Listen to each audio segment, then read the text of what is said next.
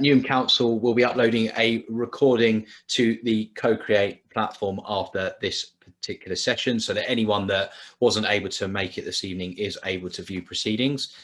You are able to ask questions this evening. There is an interactive element. If you want to ask a question, you can use the raise hand function, which you'll find on the bottom panel, or you can submit a question in writing using the Q&A function or the chat function, which we have enabled for this evening. Anyone that wants to ask a question will be allowed to do so at the end of the presentation. If you do raise your hand, I will bring you on stage, so to speak, the hypothetical stage, allow you to unmute yourself, and then you can ask your question.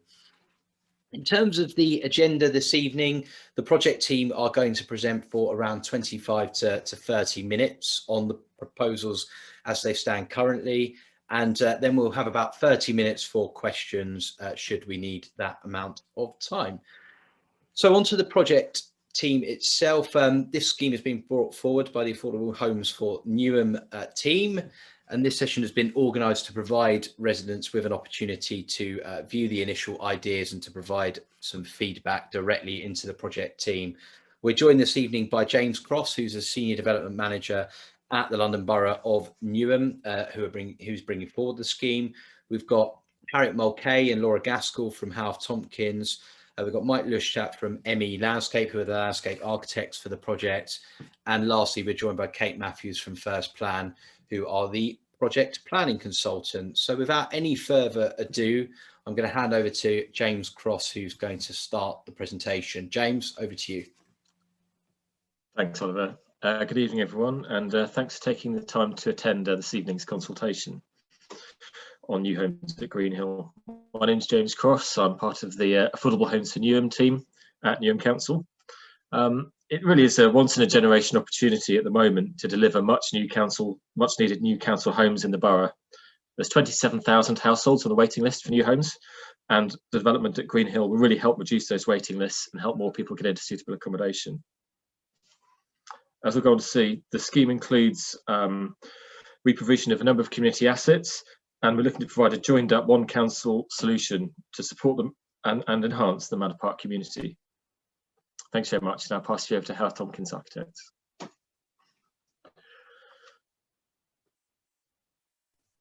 Thanks, James. Harriet and myself are here from Howth Tompkins Architects.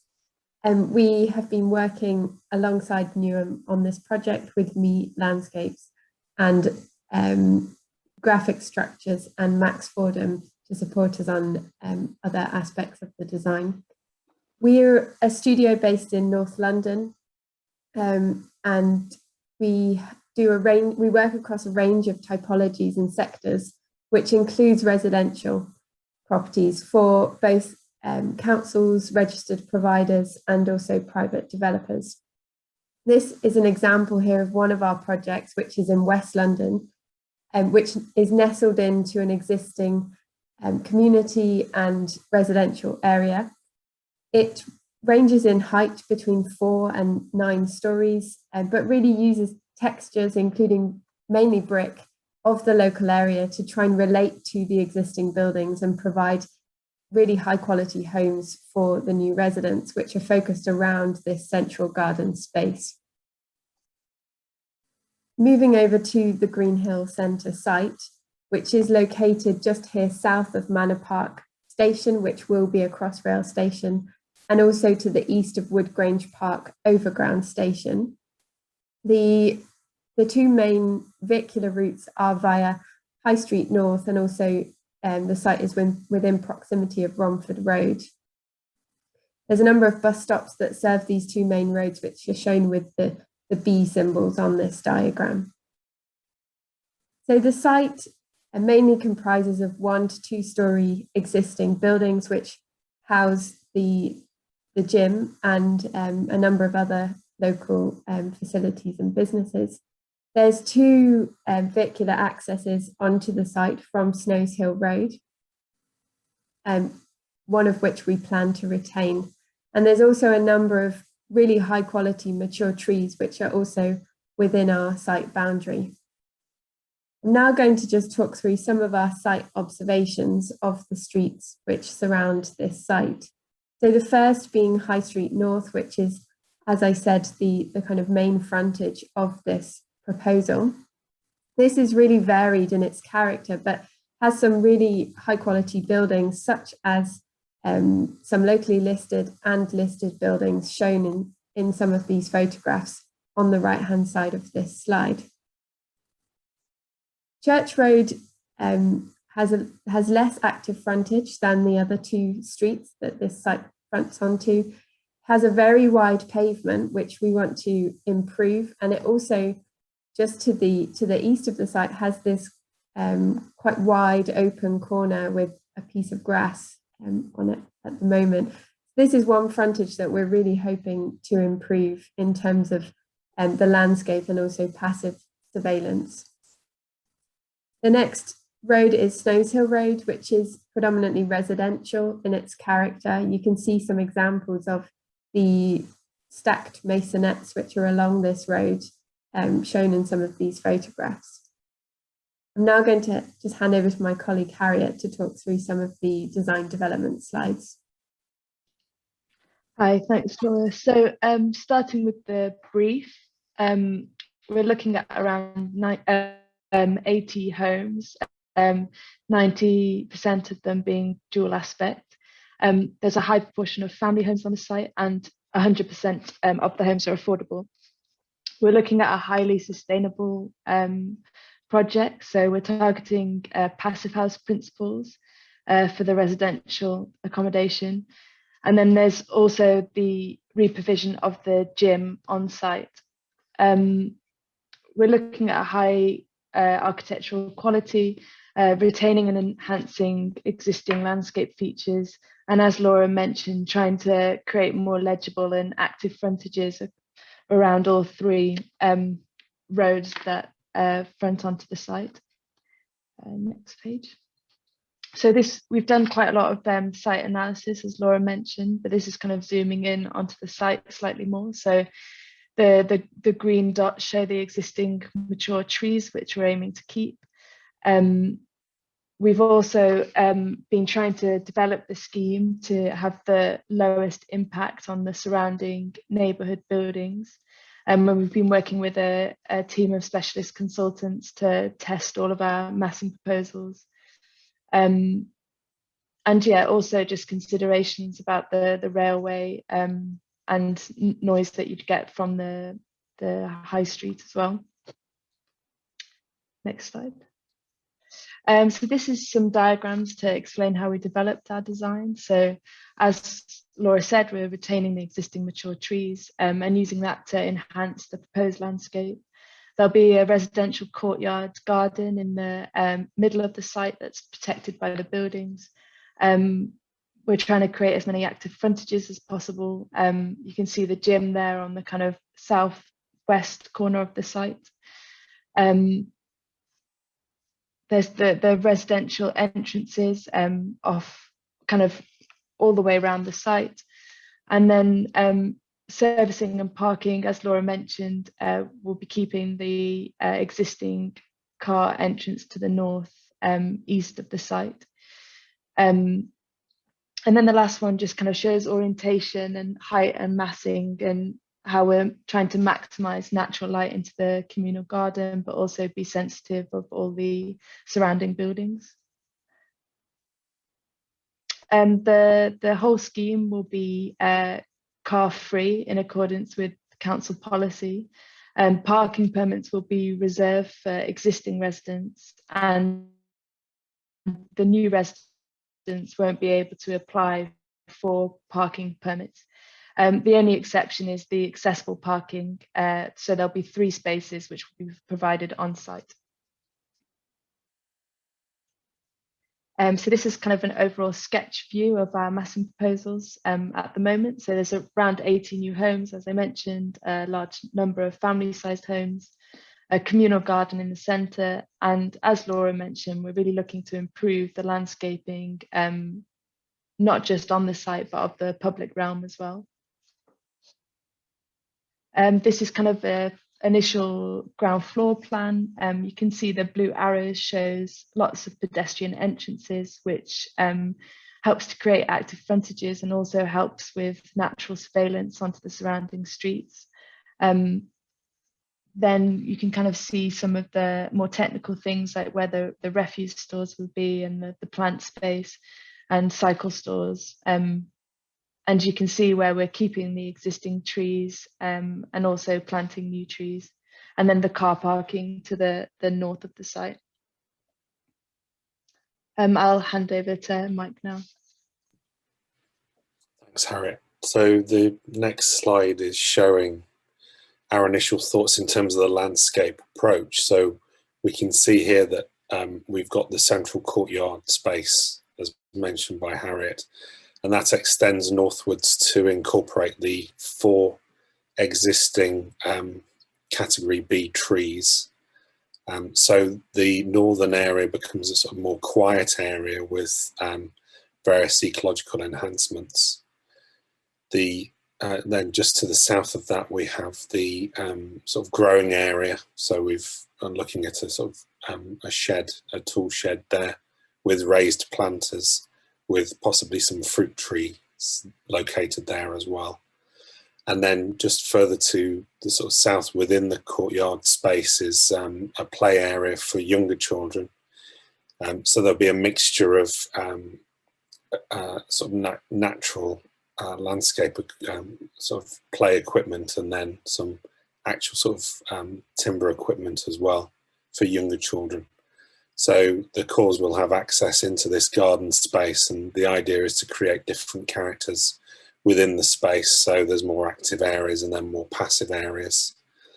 And then to the south of the site along Church Road, we're looking at a series of landscape spaces that link together to form a sort of linear space or linear park, which retains another one of the existing category B trees, and services permitting, we're looking at providing additional tree planting along there as well, with then seating areas. And the space on the other side of Snows Hill Road, we're looking at potentially that being a seating area with additional tree planting and possibly with raised sort of passive planters with some fruit trees there as well. So there's activity and landscape wrapping along Church Road.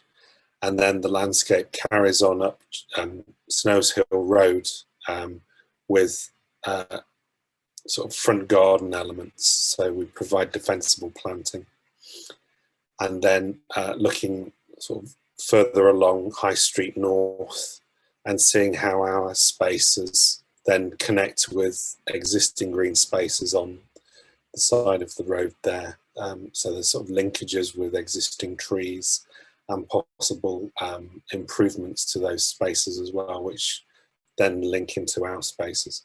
And the images on either side are showing sort of typical sort of mood images or precedents for those. So looking at incorporating native planting and native meadows to the northern edge of the site, with then bird and bat boxes and sort of insects, bug hotels located within the planting to diversify the biodiversity on the site and the ecology. And that will also be translated onto the roof areas as well, with extensive green roofs, so that the green is actually extended from the ground plane onto the actual buildings. And then providing seating within the communal space in certain locations, so that there's spaces for people to use, to dwell, to read a book, or to sort of link with other residents. And then the images on the right are just showing some of the sort of play opportunities and ideas. So sort of like simple use of natural play elements, and then some equipment, but sort of keeping that low key and sort of more imaginative and interactive play. And then this sort of active and passive grow your own area in the sort of centre, with raised planters, with tree planting, fruit tree planting, and then with herbs, etc. And the possibility for residents to actually sort of grow their own fruit and veg as well. And then just an image sort of showing the defensible planting along the edge to Snows Hill Road. So it forms part of the overall character of the road, with hedge planting, with boundary railings, low walls and gates, so that it has that sort of low level sort of residential feel to it. And I think the next slide is sort of showing similar things really. So it just shows the range of equipment. So looking at sort of timber based equipment, and we're speaking with the relevant people at Newham to look at what's appropriate and what sort of has what lasts and is appropriate for the various age groups that we're looking at. And then with the biodiversity, as I mentioned before, we're looking at not only things on the ground plane in terms of the range of species, but also the rooftop areas as well, looking at sedum roofs, and then looking at possible wildflower meadow areas as well, to sort of diversify the spaces and make it a truly ecological area that provides a range of activities for different ages of people. I think the next one is just showing the idea at the moment is that the Snows Hill Passage, which is within the site boundary, is to be closed and stopped up and form part of the extended garden area to the north. And then we'll be looking to provide improvements to the routeway to the north of the Maisonettes, linking Snows Hill Road to the High Street, and then potentially looking at how that impacts on the existing green spaces and improving those as part of the overall linking of spaces together within the landscape. And I think they're the sort of key points in terms of how the landscape's developing. So I'll pass over to James.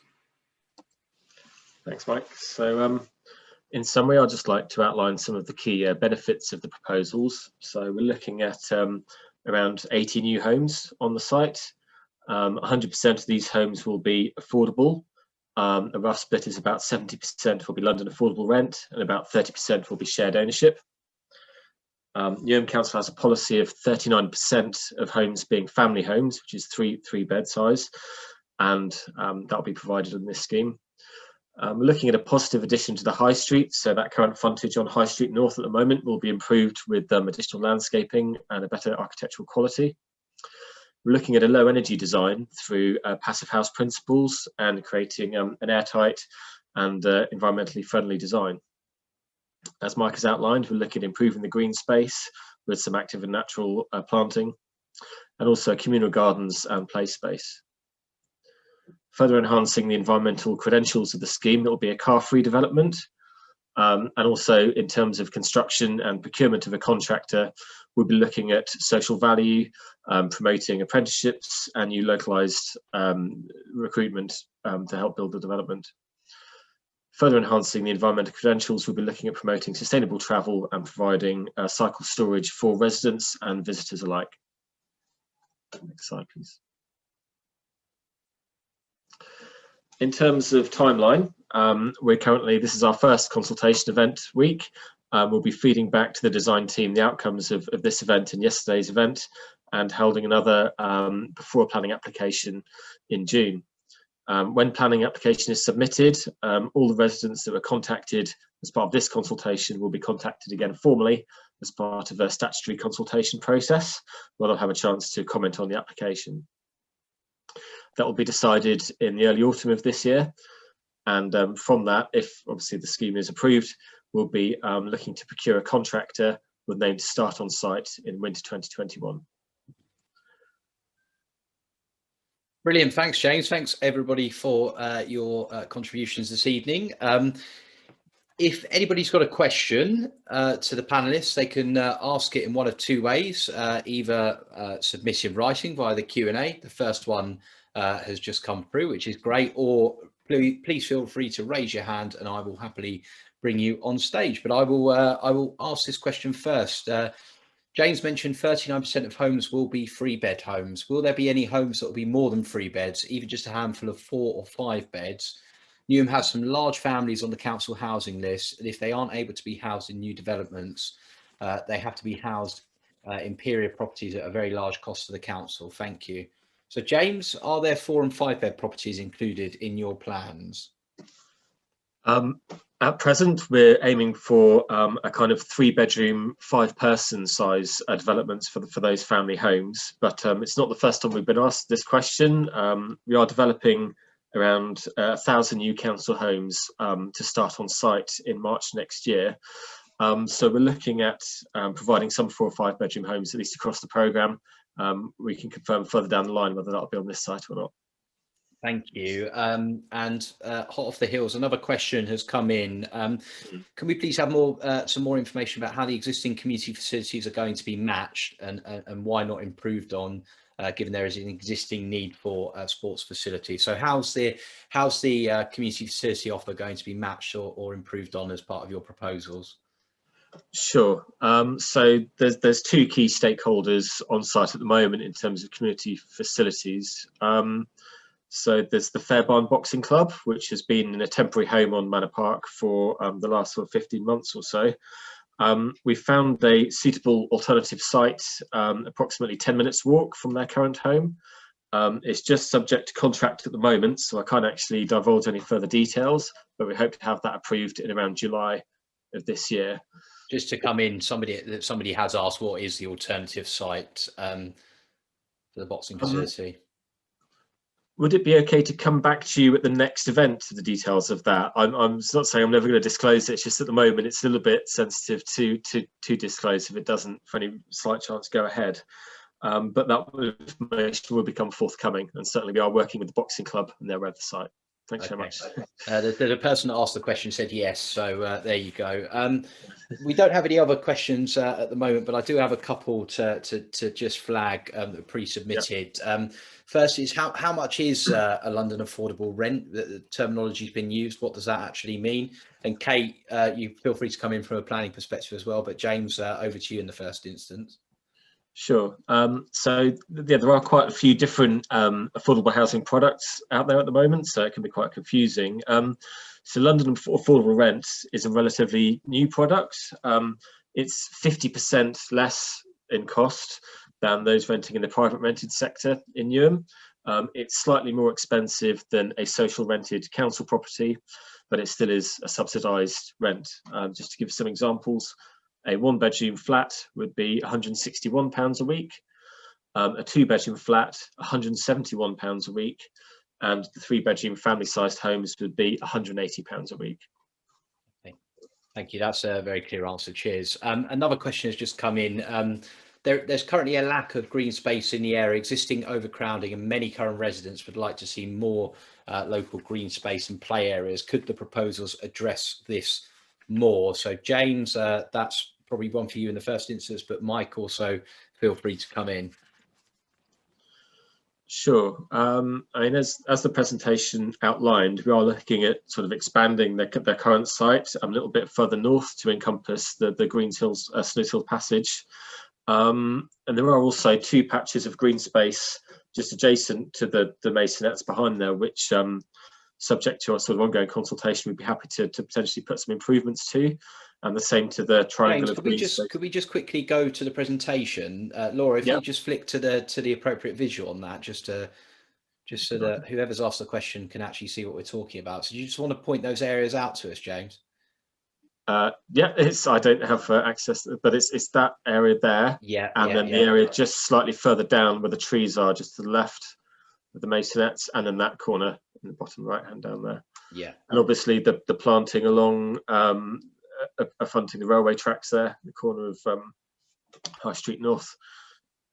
And if if residents have got suggestions about how to improve these spaces or to increase the volume of space, green space in the area, how can they submit those suggestions to you? So we previously put a questionnaire on the Newham Co-Create website, but we're going to do things slightly differently, and I'll be sending out questionnaires in the next week or so to attendees if people want to give a little bit more feedback. But there will be a further consultation event in late May, which we will feedback on sort of a "you said we did" type approach from feedback from these 2 events. Okay, great. Another question has come in. How does the council ensure that the development is going to be car free and why have you determined that this should be a car-free development? Sure. Okay.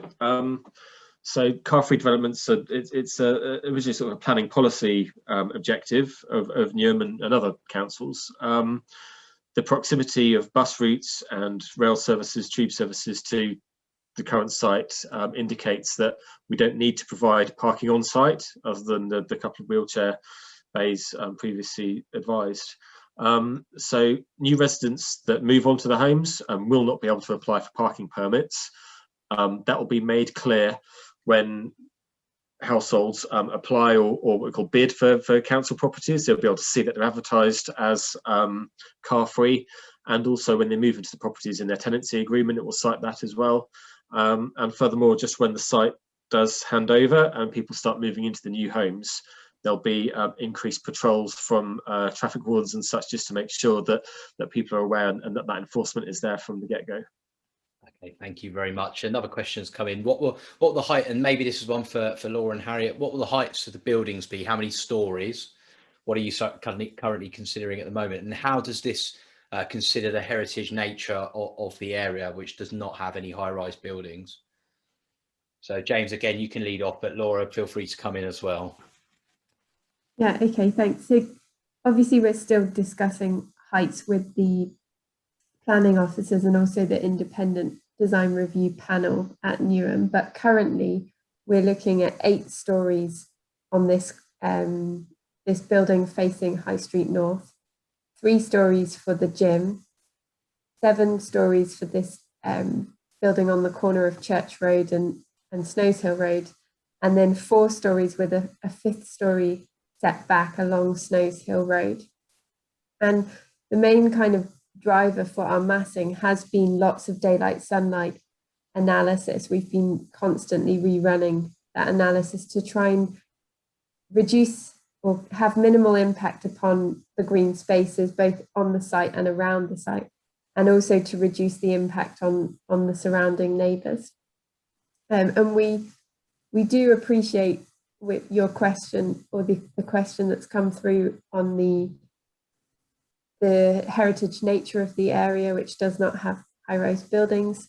But similar to the examples I showed earlier, we'll be really looking quite closely at details and kind of key features of buildings in the local area. And there's some really lovely details on for example, the terraced houses in the conservation area just local to the site, which we'll try and pick up on in our designs. And then also the height, I think there are some taller buildings just a bit further if you zoom out from this site. But we're really going to be kind of trying to produce a really high quality design to contribute to the local area. Okay, thank you very much. And just following on for that, residents got in touch to say, will we see more of an architectural design in the next phase, which is going to show the detail that you talk about? Is that what's planned? Yes, that's right. Yes. Yeah. Definitely.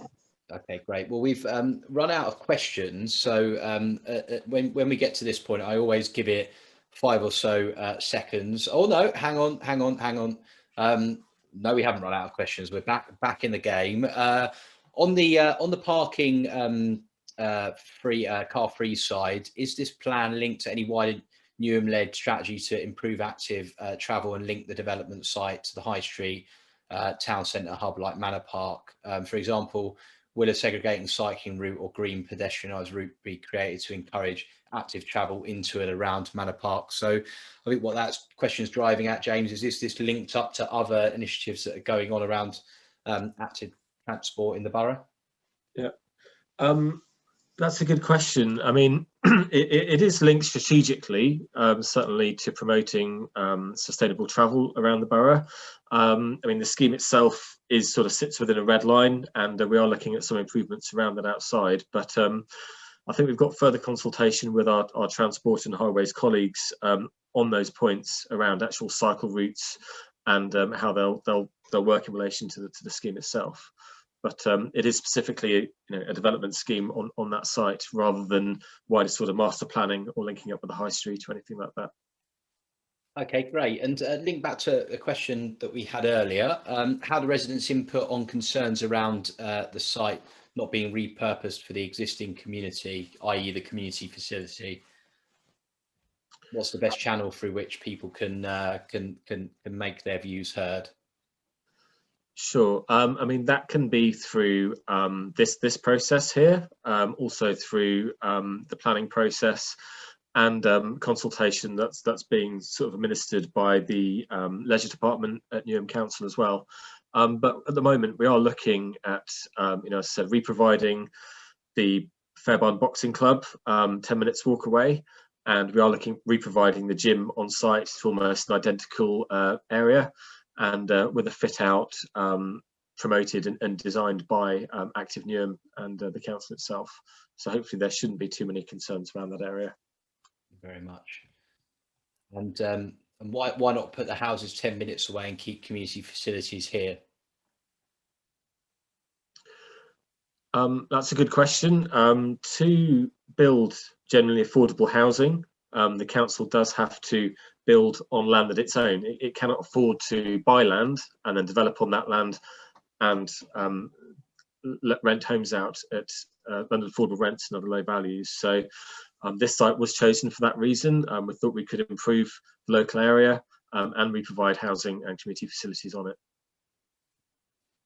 All right, well, I think unless there are any more questions submitted, I think in that case, there aren't any hands going up. There's no questions being submitted. So I think I'm going to draw proceedings to an end. James, do you just want to talk quickly to that last slide about how people can get in touch and the such like? And we'll let that come on.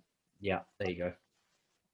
Certainly. So this presentation and an earlier introductory presentation, FAQ, is on our website, the Newham Co-Create website, details of which is on the flyer that residents received through their doors a week and a half ago.